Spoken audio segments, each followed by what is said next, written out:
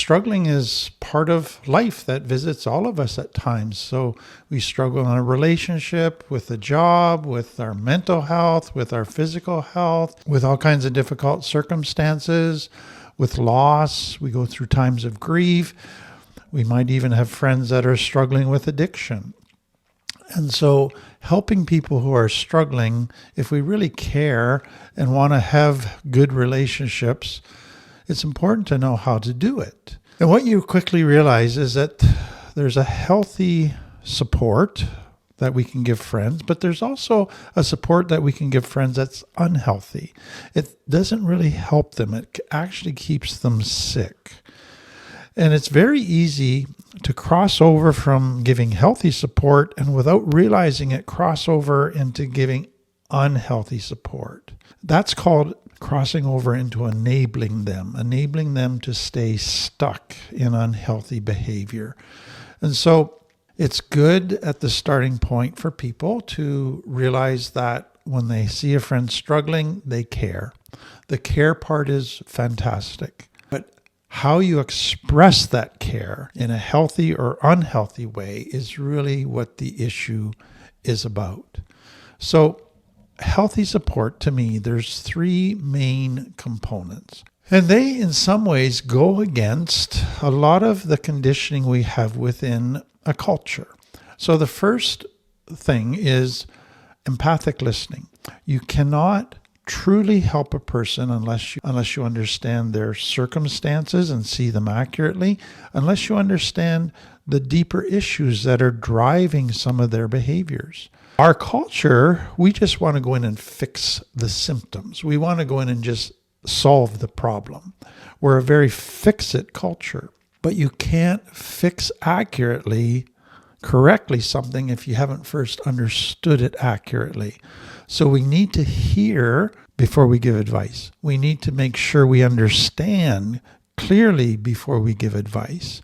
So healthy support starts with good listening before we're jumping in to try to fix.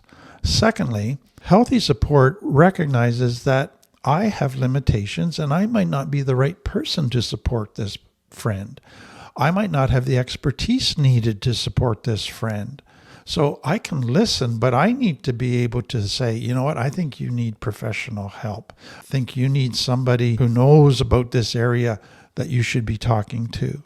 So healthy support means I don't have to feel obligated to support and be there for everybody in the way they want me to, because I might not be able to. I might have limitations that I need to accept. Third, and this is what we're going to focus on the most, healthy support only remains healthy if we have good boundaries. So here's what happens that sometimes people who are looking to us for support will do to try to pull us into unhealthy support. And that's where we need a boundary to say, hey, I will support you in this way, but not in that way. So they might come and they all of a sudden ask for money. Now we might go initially, I've checked out their need. This is legit. I'm going to give them some money with these conditions. And that might be healthy. But if they keep asking for money, they keep showing up, wanting you to give them more money, then you go, they're pulling me now into unhealthy behavior. I'm enabling them to either be irresponsible, to not do healthy things with their spending, etc. So that's where a boundary is needed around money. Then they might ask you to lie for them. Hey, I'm going to get in trouble with my wife if she finds out I was doing this with this other woman. Would you say that I was with you? Or I'm going to lose my job if they find out that the reason I missed work because I was so hungover from the weekend of partying. Could you just lie and say I had the flu? So all of a sudden they're asking you to lie for them. Or they make you their only support. They don't go and get help. They don't have other friends in their life. They come to you with everything. They expect you to carry their load. They expect you to be their only source of advice and support to them. They put it all on you and they try to make you feel special. That's how important you are to them. But you start feeling burnt out. You start feeling like you're doing more work on their recovery than they are. Then you start to also feel that they keep asking you for advice and you give it, but then they don't follow the advice. So they're advice requesters, but then they reject the advice. They're advice rejectors. And then they start calling on you too much at inappropriate times, at 1 a.m. or 50 times a day. And they just start taking up more and more of your time and resources. And you begin to feel used. You begin to feel this is taking way too much energy. It's pulling away from other responsibilities. It is starting to become all-consuming. So what I want you to see is all of those are pulling your relationship with this person who's struggling in a very unhealthy place that is actually then enabling them to stay stuck in their unhealthy behavior, to not change, and it's making you sicker and sicker. So let me define this enabling thing. This has become a buzzword in the recovery world. Enabling means that you do something for someone that they should be doing for themselves.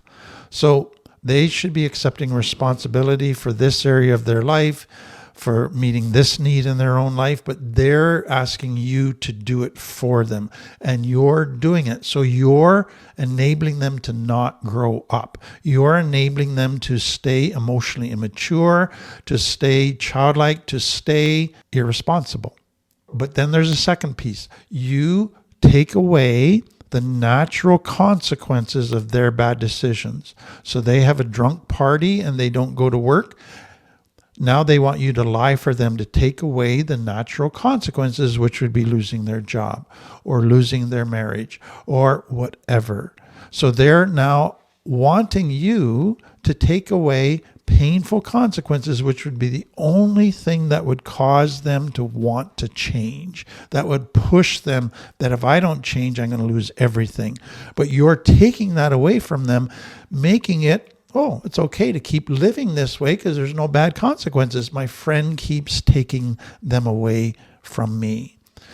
And so enabling looks like it's helping. It looks like you care, but it's actually making things worse. It's enabling them to continue down a road of unhealthy behavior with growing consequences around them that you keep taking away, that's hurting you but not hurting them. That's what enabling is. So let me give you some examples of enabling.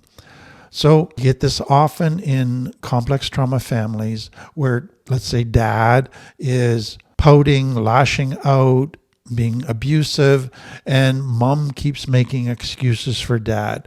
Oh, he's just stressed out from work. He can't help it. It's not his fault. Or they lie to cover up behavior.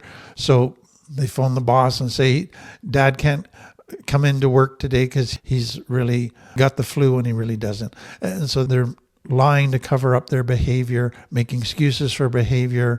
Or we talked about giving money that ends up supporting an addiction, rescuing them from legal trouble, rescuing them from losing their job. So you go in and you bargain for them, you pay their bills, you take responsibility to take care of their kids because they're just too messed up to do so. You do all kinds of things like this for them. And what you need to realize is that often your motivation, you want to tell yourself it's because you care.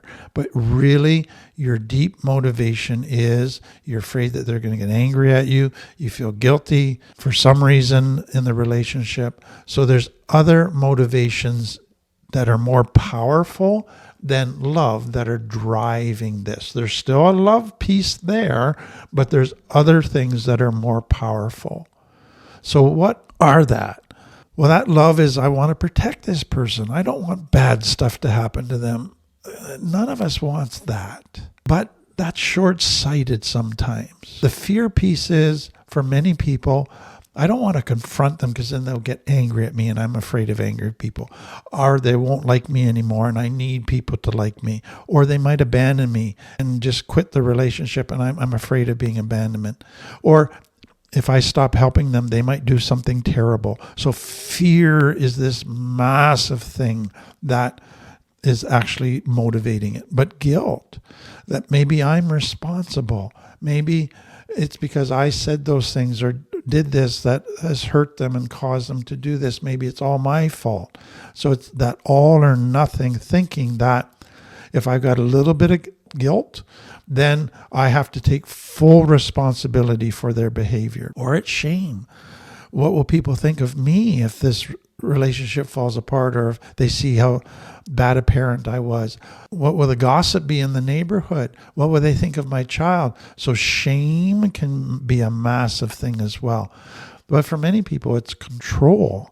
I need to control their behavior, because if I can control their behavior, if I can do that, then I can make them turn out well. I can get them to stop. I can change them. There's a belief that if I can just somehow gain control, this will be fixed. So somebody has put the difference between healthy helping and enabling. So healthy helping always encourages the other person in becoming responsible. Enabling shields the person from being responsible and shields the person from the consequences of being irresponsible. So they both look the same, helping and enabling, but man, they're totally different when it comes to responsibility and consequences. Healthy healing supports recovery and pushes for change. Enabling, actually, you might nag and try to pressure the person to change, but you keep taking the consequences away. You keep doing stuff for them that they should do yourself. So you actually are maintaining the status quo. Healthy helping always will have clear boundaries. I will do this for you, but not that. Enabling, there's a blurring of boundaries. There's no boundaries. I will do whatever it is to try to keep you happy, to keep you liking me, to keep you from getting angry. So healthy helping is comfortable with not being comfortable. They're going to be mad at me. They're not going to like me. They're going to pout. They're going to lash out. There's going to be tension in the house. I don't like that this is going to be uncomfortable, but I'm willing to do it because I know it's healthy. Whereas enabling is I can't stand uncomfortable. I must be comfortable. So I will do whatever necessary in the short term to make them happy so that I'm comfortable. And that ends up being super unhealthy. So another way to say that is enabling unhealthy support is also known as caretaking. Healthy support is known as caregiving. So caretaking, it looks on the surface that you really care about this person, but usually you're trying to control the person through being nice. You're trying to manage their emotions, manage their problems, but it ultimately is about making you feel better, and it prevents their growth. So it's very much a limbic brain approach. I am focused on short-term solutions to make them happy and to make me feel better. I am not thinking long-term, what's best for them. I am only thinking very short-term. And that is caretaking. So you become over-involved. Whereas caregiving, which is healthy, is I will support you without losing myself. So I will have empathy, but I'm going to have boundaries. And I'm going to require mutual respect and clear responsibility. I know where I end and you begin. I will not do for you what you should be doing for yourself. I won't do your recovery work for you. Even though you don't want to do it, even though it's hard work, even though it's painful at times, I'm not going to make it easier for you.